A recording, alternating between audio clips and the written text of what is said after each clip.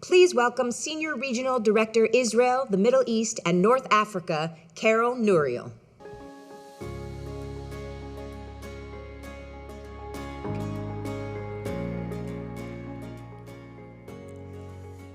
Good morning, everyone, and thank you for being here.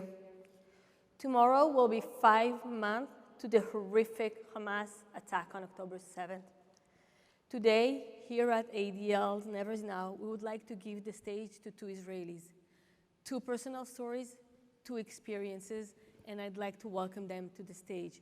Daniel Lifshitz and Inor Kagno, please join me.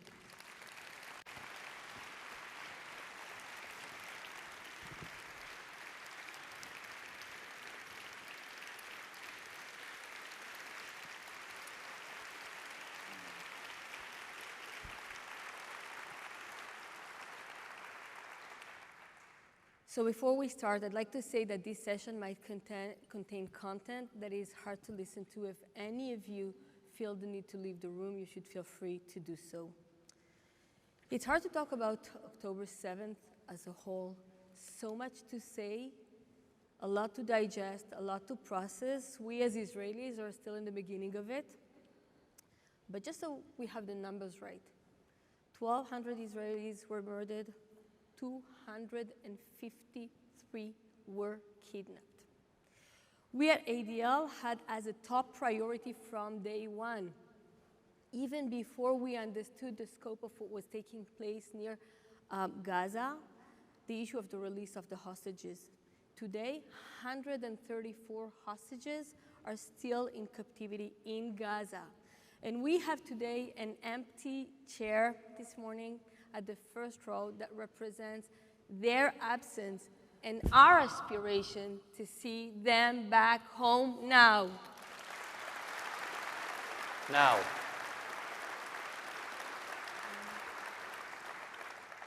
So Shalom, Daniel Lifshitz, grandson of Yocheved and Oded Lifshitz, both kidnapped from their home at Kibbutz Nir Oz. Yocheved was released on October 23rd. And Oded is still in captivity in Gaza. And we have with us today also Inor Kagno, the main photographer of the Nova Music Festival, which had the unbelievable death toll of 364 people who just came to celebrate and dance. So Daniel, we all remember those moments on October 7th when we started to realize the scary reality of what was happening in communities near Gaza. We started to see videos of elderly people as well as small children being taken into Gaza on trucks, on motorcycles, taken by foot, walking long distances. Saba Oded and Savta Yocheved among them. I know it's very emotional and might be very difficult for you, but can you please take us back to that day, and when did you and your family realize what was going on in Kibbutz Nir Oz? Yeah, so first of all, thank you for being here. It's very important for us to tell our stories. On the 7th of October, I've been abroad. I woke up to this horror. Never believed that something like this could happen, a complete shock. On 8 o'clock in the morning, I had my last messages with my grandparents. They were in bed, they woke up. My grandfather told my grandma, Yochke, yesh milchama. Tried to close the door handle, and 5 terrorists breached their home and shot the door. He got wounded in the hand, and he just took them from there. I lost connection with them at 8 o'clock in the morning. That was the last time I had connection with them. Everything just disappeared. I thought they might be inside the safe room and just the phone signal lost. After that, I was talking to this beautiful guy, wife. This is my best friend from the kibbutz. We've been together since we are babies. His wife, she was in the safe room. He's a paramedic. He went out, usually take care of my grandfather many times. And she was there in the safe room with the 3 children in 39 weeks of pregnancy. And at 10:30 in the morning, I lost my connection with her when she's saying, "They're shooting on your Tam bed." I was sure she's gone. Then I saw all those jeeps in Inor, and I told my partner, I have to go back home. Tomorrow I have 200 funerals at least. Then, luckily at 12:30, I got a message from her, so I knew that she's fine. My community suffered an incredible loss. Kibbutz Nir, where I grew up and lived, 1 of every 4 persons from Kibbutz Nir have been murdered or violently kidnapped. 1 of every 4. And the information I got in the evening was that my grandparents are missing. They're probably been kidnapped, and their house is completely burned. So you mean you didn't see a video in the first hours of the week? I didn't. I saw just videos of what's going on in the kibbutz. Everybody saw Shiri Biba's video. And I didn't know anything about my grandparents until Hamas released a message about my grandma to be released. So hard. Thank you, Daniel. Inor, October 7th, you, along with thousands of Israelis, were celebrating life and peace at the Nova Music Festival outside of Reim. During the hours after the attack, you did something that most people would not even think to do. You tried to document the names and the faces of those who were at the festival. That information proved invaluable in helping families know the fate of their loved ones. Your photograph really helped the Israeli intelligence and security forces with the identification process. Can you please tell us about that morning, about your experience? And I have to say about, how did you have the state of mind to engage in such a heroic action? And I know you don't like me to say heroic, but this is really unbelievable. Yeah, it was quite a party.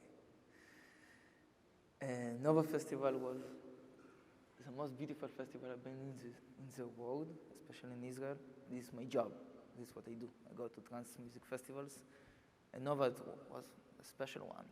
And 6:30 is the golden hour of the people who go to party. 6:30, it's just when the sun comes on your face and you see the faces of your friends and all the happiness for us, something spiritual. And I remember this very clearly. 6:29, we had a big siren, big noise, and we saw thousands of missiles or hundreds of missiles, something insane, just popping about our head, and everybody got excited. And my photographer, I was a manager of the photographers, and I bring 3 photographers of mine that I mentor, I teach. And Yuval, she's a girl, she got panicked, and I needed to go on her to make her calm from the missiles. Something about 10, 20 minutes, we needed to get out of the festival. And I think this is a reason why I got saved, because I could recognize from the shooting of gun from very far away, it's a type of gun of terrorists, because it was automatic. So you know that IDF shoots half of automatic, like pew, pew, pew. And the terrorists shoot like da, da, da, da, da, da. You can hear it from far and you're getting excited. So I grab all my things, get away, start running with my car, and my car get injured with running, and we needed to go to a bomb shelter. In the bomb shelter, we were like 50 people inside the small bomb shelter without breathing. People get panicked, people get screaming. I could hear the guns from far away. I could see cops shooting around. And it continued for hours. But for me, the most interesting part and the most hard part, that when I got to Kibbutz Tzelim, we were 250 people who survived there. And just the way I deal with trauma is by doing stuff, by being productive. So I asked the only security guy, what can I do? And he said to me, start to write down all the names. And then I understand that we're in a hostage situation, that we need a rescue from the situation. So I start managing all the situation, and I get someone here, wrote down the boy's name, I took the girl's name, and because I was the only figure of authority there, kind of try to control the situation, the hard requests come to me. People start coming to me like they're on the phone with their friends because they got shot and injured and getting hiding in some bushes and send me location to come to save them. Other people come to me and saying that their friends are being like closed, designed bomb shelters in houses in the kibbutzim, and the terrorists drilling to the door to get them out.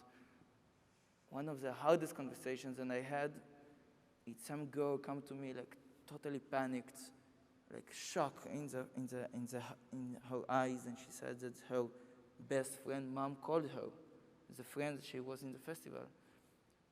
And the mom said to this girl that her daughter answered the phone, and there was an Arabic voice saying, I'm going to rape your child, and I want you to know that. And this girl coming to me and asking for help, and you have no emotions, so you're just being productive. And I write down all the names and all the people that need to rescue, and it's continue for hours. People coming to me saying they're hiding in trashes and getting injured, and like you hear the screaming, and people coming to me. Some girl said that she was talking to her boyfriend on the phone, and then she heard like a loud noise, and there was a silence. And they're coming to me to help, to get help, to get rescue, and you can do nothing, like nothing. All the panic, all the death, so much all the terror. helplessness, and So yeah. and in the midst of all of that, you took action. Daniel, your grandmother was released from captivity on October 23rd. I think she was in the second batch of hostages that were released for the past 152 days. Your grandfather is still being held hostage in Gaza. Can you please share what it was like when your grandmother was released, knowing that your grandfather is still there? And of course, we pray with you and with the other families of the hostages for their release. So, first of all, it was a great joy, feeling of joy that my grandma came back. But I think we have so many families that are it was just tearing families when my grandfather didn't come back and my grandmother stayed there, So there are so many families like that as well we see now. That's why we need to fight so much more through Panov family, where the only child and only grandchild is still there, and the mother and the grandmother released. Katsir family, when Hannah released and Rami was murdered and Elad is still there. Kagno family, we have, this feeling is horrible. It's just a total devastation. And now we have 134 hostages still there, 152 days. My grandfather is an 84-year-old man with sickness of blood pressure. I don't know where he is. I don't know if he survived that. We have no news about him in the last 90 days, But we have to be optimistic. We have to be optimistic and know that we can have hope in such a complex situation. For many years, your grandparents were peace activists, and actually your grandfather used to help Palestinian Gazan children and take them to medical treatment in Israel, drive them to Israel. After October 7th, what does it mean to be a peace activist, and how do you see the people in Gaza in contrast to Hamas? So first of all, my grandfather as ADL is helping minorities. It was his life, I see him as someone that helped the minorities so much. He was helping the Bedouins in the 70s. After that, he went in 1984 to Gaza to meet Rashad Shawa, the leader there, to say, you need to build here schools, to make education, That was my grandfather, and also helping the sick people. That's how I see him, as a peace activist. And now, you know, on 7th of October, of course, it's devastating what happened, and it's crushed the heart. But with what I expect is also to see the people of Gaza going out, speaking, doing something to show that there is possibility to do something different there. That's what I expect from them. That's what my grandfather would expect from them. Thank you, Daniel.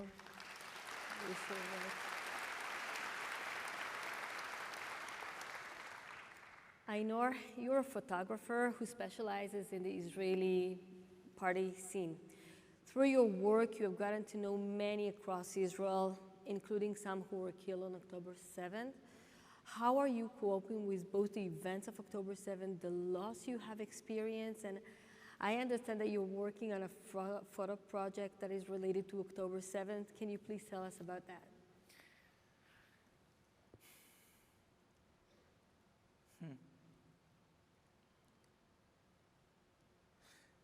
There is something special about the trans culture. It's like a big family. Most of the people doesn't know about this culture.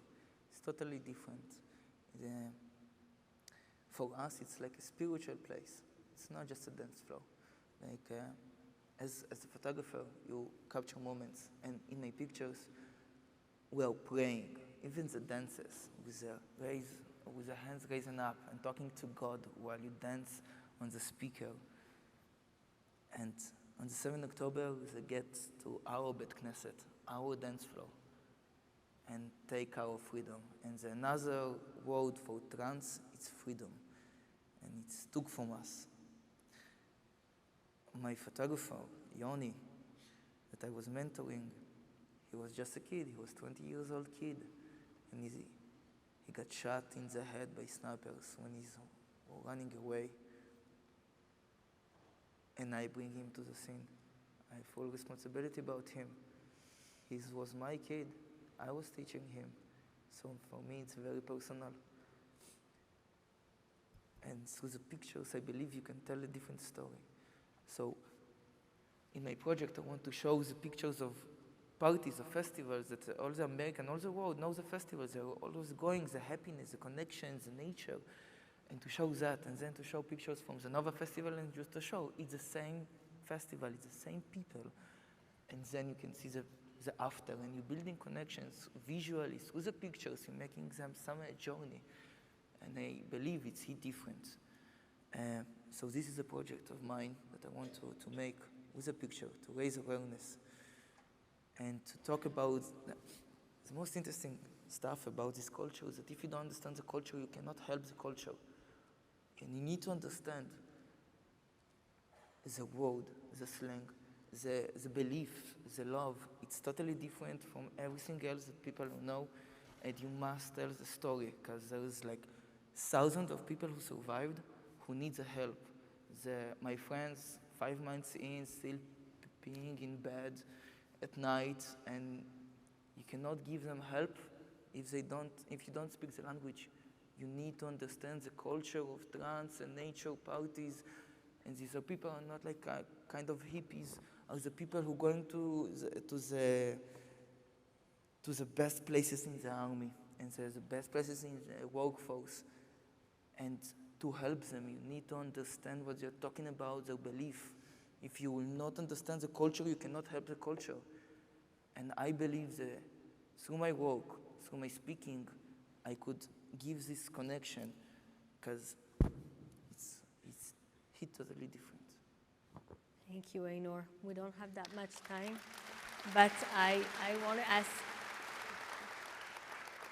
I have a question for the two of you, just 1 minute. You know, the Jewish people, Israel, are going through a very dark moment, filled with pain for the loss on October 7th, and also anguish about the 134 hostages who remain captive in Gaza. What happened on October 7th, and it's important for us to know it as Israelis, it impacted us, but it also impacted Jews around the world and others around the world. So what is your message to the over 30,000, I think, people here in the Jewish community and others? And what can our community do to support you and to support your families? So first of all, you know, the incredible growth of anti-Semitism shows us that it is our world today. Closing our eyes, being naive, assuming this is the past isn't an option anymore. We need to call, first of all, every second of the day for the release of the 134 hostages immediately. And comfort the anti-Semitism everywhere. It's an honor to be here. Thank you very much to all of you, to Jonathan, and thanks America for the huge support that is giving Israel. And the last thing I would like to ask you is because they cannot speak. Speak for them. Speak for the hostages and do whatever you can, everywhere, every second, for their release. Thank you so much.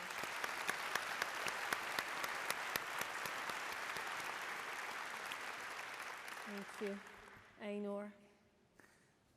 So I have a positive. Positive is important. Yes.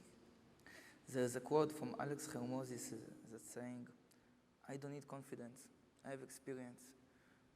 And from the Bible time, they're trying to kill us. And we survive and prosper. And in Holocaust time, they try to kill us. And we survive and prosper. And through tons of wars, they're trying to kill us. And we survive and prosper. I don't need confidence. I have experience. This is what we will do. We will survive and prosper. Because there's no other way. We have to lose everything. I don't need confidence. I have experience. This is the first thing. The second thing, it's our responsibility to help. On the 8th of October, we saw it. Everything shut down, the government shut down, and the private sector helped. I was in the same day, on the 8th of October, going to my old school and making a war room to try to give supply to the soldiers. And when I was doing it, I was seeing the private sector doing that. He built amazing systems of thousands of people alone in less than 24 hours. And the private sector is the one who helping me as a psychological stand and doing the retreats and everything together, the private sector. So the responsibility to help us is the private sector to raise money and to help us to come back to life. Because now is better. Now my friends getting suicidal. Now they survived there, but part of their soul are dead. So this is our responsibility to raise the money, to talk, to make the retreat, to make the psychological care, to bring the hostages back. It's our responsibility, no one else. So we will survive and prosper, and we will make it good. It will not be good. We will make it.